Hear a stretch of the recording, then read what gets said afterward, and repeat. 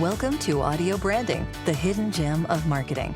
I'm your host, Jody Krangle, and this podcast will discuss just how sound influences our behavior.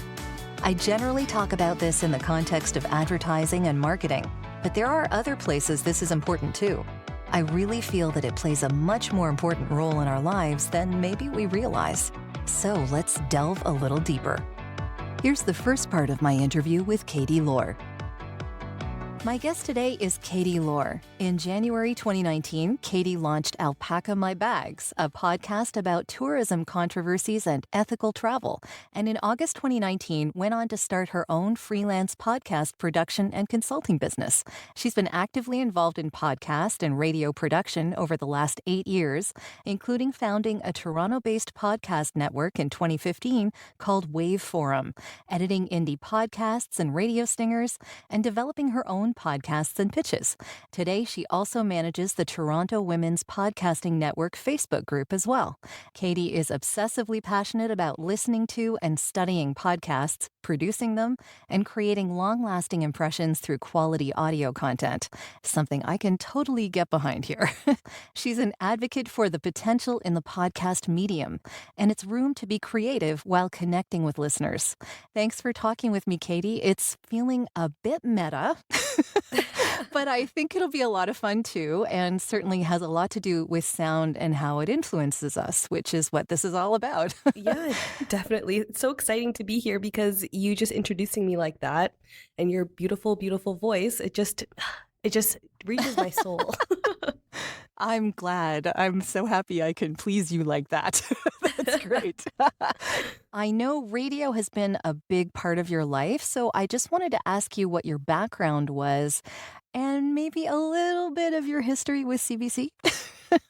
My history with CBC is a little bit all over the place, and I guess most people wouldn't even really call it a history, but I grew up with my parents playing CBC in the car, driving me to, ski lessons and all over the place. So I was listening to Stuart McLean and all of the really great content that was happening on CBC. So that's what kind of I was used to hearing on the radio before I even got into Top 40 or anything like that. So for me, radio was really this awesome medium that was all about storytelling, and that really connected with me.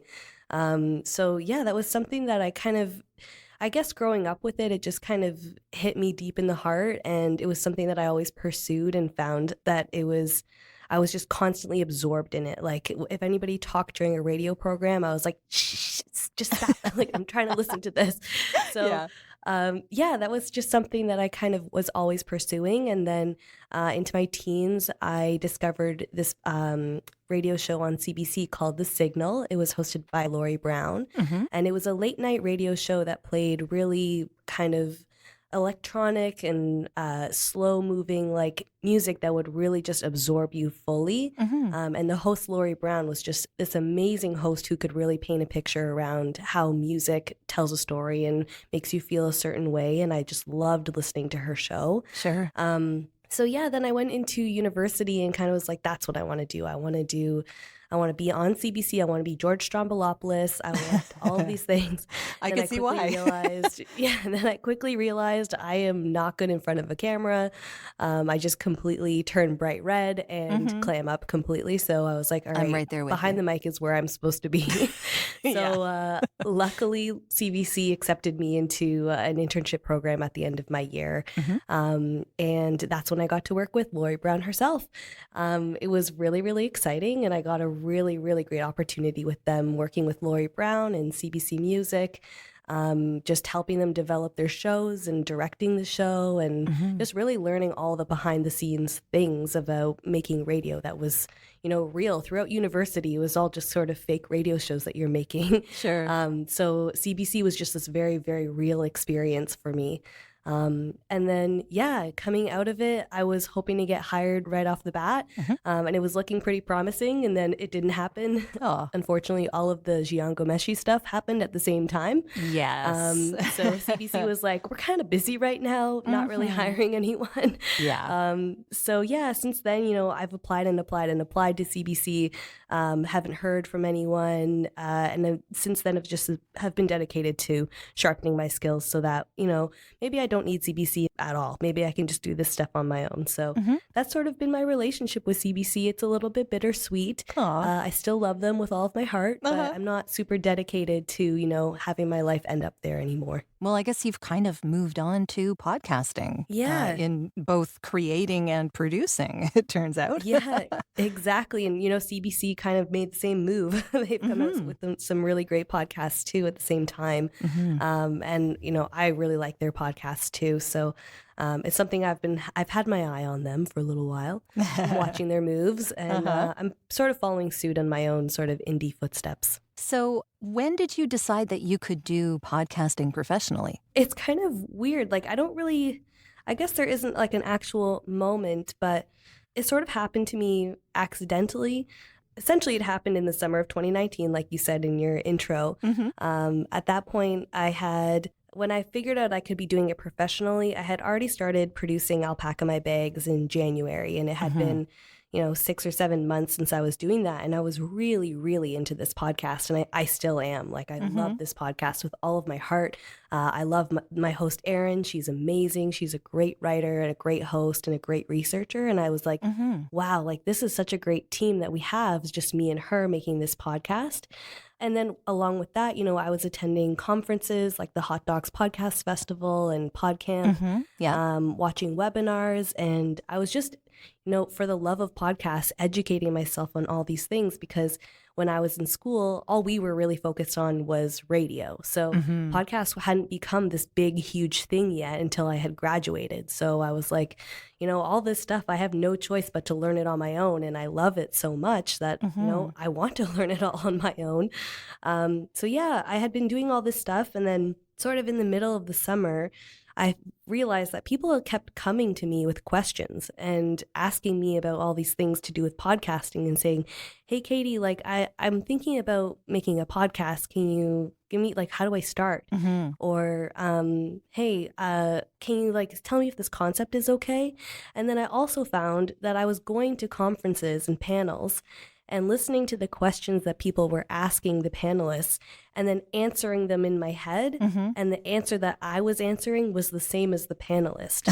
So at that point, I was like, I think I know a lot about podcasting, and I think that I should be asking people to pay me when I, give them consultations, essentially. So that's when I was like, you know what, let's do this. And I kind of jumped into it and offered my first consultation, and it was really valuable. And, a friend reached out to me first, and I had kind of how my consultation plan would go. And I didn't charge them because I just wanted to see how they reacted to it. And they got a lot of really good insight out of it. I followed up with them after, and I was like, okay, cool. So the next person I'm going to charge. And then I realized, I'm a professional. And I didn't realize it for a while because of the imposter syndrome around the industry. Oh, yeah. That's everywhere. Yeah. And this is such a new medium, too. Like, as much as it has been around for a long time, it really is just brand new now. Like, advertisers are getting into it now. Yeah. Big celebrities are getting into it. So they're realizing the power of podcasting. So, yeah, as much as like, I feel like I might not know a lot of stuff, there's tons of podcast professionals out there that really don't have all the answers either. Yeah, that's really true. So I guess coming from radio and into podcasting, you kind of know the broadcast area of things, but there's a big difference, right? Like between radio and podcasting. What are those differences to you? Well, what I love so much about podcasting is that it's so accessible to everyone. And I think radio's changing. In Canada, at least, like CBC is the only company and radio broadcaster that's doing such podcast style content, things where people are telling stories and they're investigating and doing news and doing audio dramas and things like that. Like, no other radio station is really doing that. It's mostly commercial radio. So, CBC is amazing, but there's so much more to it. There's so much more to in the world to broadcast, and CBC just can't possibly cover it all. And that's when, I realized CBC is not going to hire me to cover these things, so I'm going to do it on my own. And that's why podcasting to me is so important because, everyday people can grab a phone and click their voice recorder and just start recording a podcast and upload it to, something like Castbox or even Lisbon and just post it out there and put it into the world. It's really, really simple and accessible for a lot of people. Which is exciting. It obviously, makes the market a lot bigger and more competitive. But at least it gives people that opportunity to say, I think that my voice matters and what I want to talk about matters. And I'm going to put it out into the world and see who agrees. And if you have, the passion to really push it out there and make sure people are listening and sharing and telling friends, and you really are going hard for it, then people will agree and they will tell you. So that having that opportunity is really great. And that's something that also CBC radio doesn't really do, because radio doesn't feel as accessible. The host doesn't feel as accessible. They still have this celebrity status sort of attached to them, whether or not they're, Matt Galloway, who's just an everyday guy who's biking to work at 5 a.m. for every morning. Like, he's just a normal guy, but it doesn't really feel like that. So what's cool about podcasting is that it comes with this casual nature where you feel like you can reach out to them over Instagram or over social media or send them an email, and they'll get back to you and they'll respond. And sometimes you'll even hear their response over their podcast, which is another way that connecting with listeners is just like so huge. So there aren't all these restrictions like radio has. Podcasts can really do anything they want to do. Quite personal.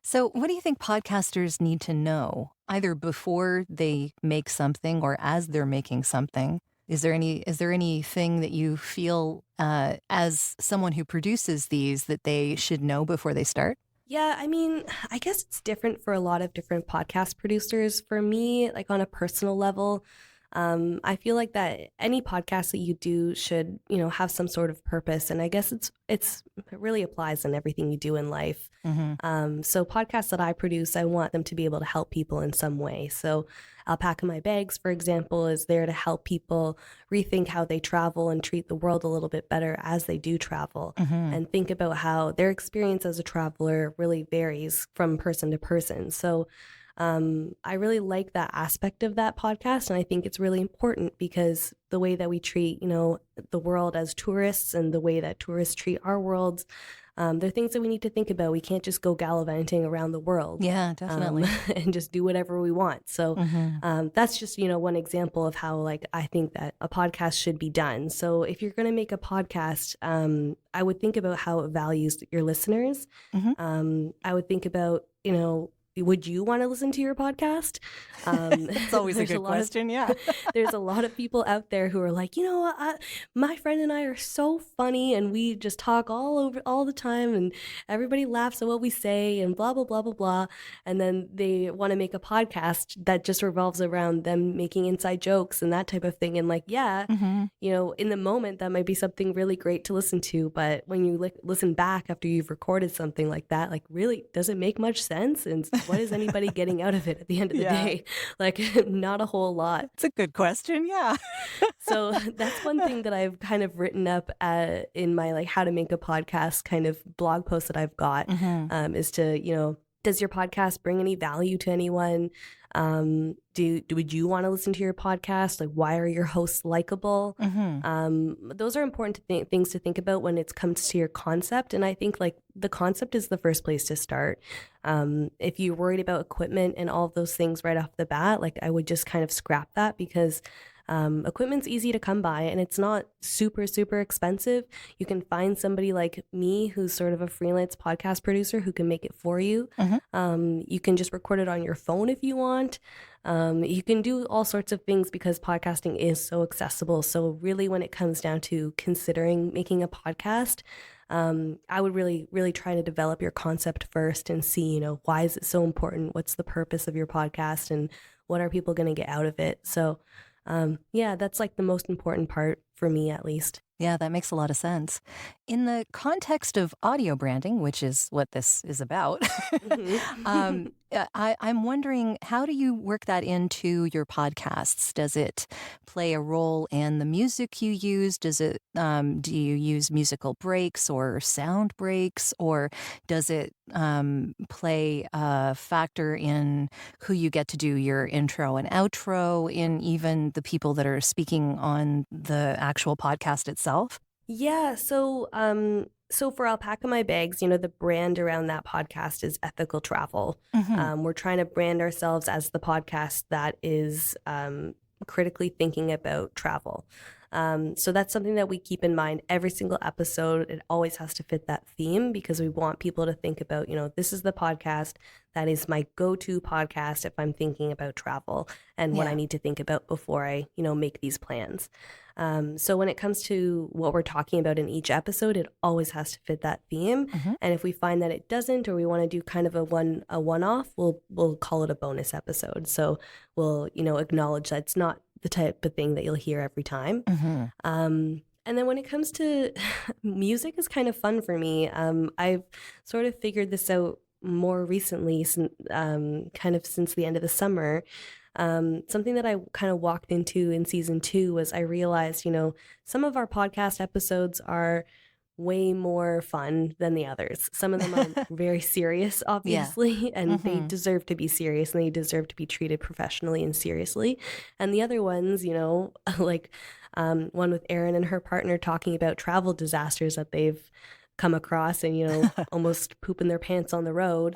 Obviously, that's a little bit more lighthearted. Yeah. So something that I've done is I went through in my music selection for season 2.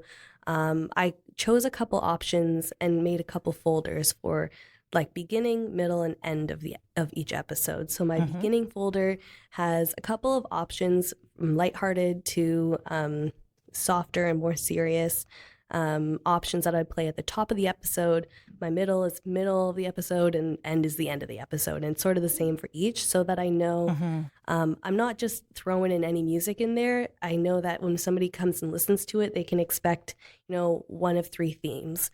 Is it going to be lighthearted or is it more serious or just a little bit more fun? So, so I've kind of played around with that and I was really, proud of myself for having done that because walking into the editing of this podcast made me feel a little bit more structured and more organized for what people can expect to hear. And one of the things that I keep hearing around podcasting is consistency, and that's what people really look for. So yeah, definitely. I just want people to understand what they're getting into.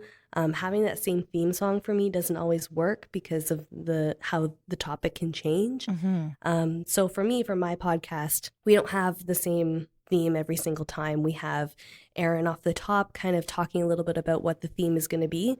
Then the music will either fade in or the music will kind of just start and then we'll jump into the conversation with our guests. So we just don't really even bother with the theme because honestly, like for me as a podcast listener, I usually just skip past the theme unless it's really catchy. But also as a podcast listener, you know exactly what you're going to listen to. So half the time you don't even have to say you're listening to this because, I already downloaded the episode on purpose. So I know what I'm listening to. I actually had that advice from somebody. I forget who now. I wish I remembered, but they said, you don't have to say you're listening to this every single time because you've already got valued listeners and it almost makes them feel more appreciated that way. They're like, you know that I come here every time, so they're a regular, so they know. That's true. So I have often wondered. This has been part 1 of our interview. I hope you'll tune in next week for part 2. Well, that's the end of this episode. Thanks for listening. And if you like what you heard, please take a moment to give the podcast a review. It's greatly appreciated and super helpful. Until next time.